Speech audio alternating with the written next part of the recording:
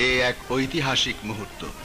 বয়োবৃদ্ধ জননেতা মাওলানা ভাসানী পরম আদরে বাহুপাশে আবদ্ধ করলেন তার মানস পুত্র বঙ্গবন্ধু শেখ মুজিবুর রহমানকে।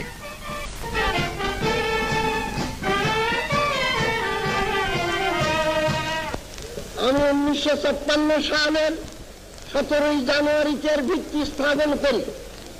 আজ 18 বছর চলার পর যখন দেখলাম যে কলেজ একেবারে মৃত্যুর দ্বারে পথিক। এই কলেজে 4200 ছাত্র ছিল। এই কলেজের লক্ষ টাকার অধিক রিজার্ভ ফান্ড ছিল।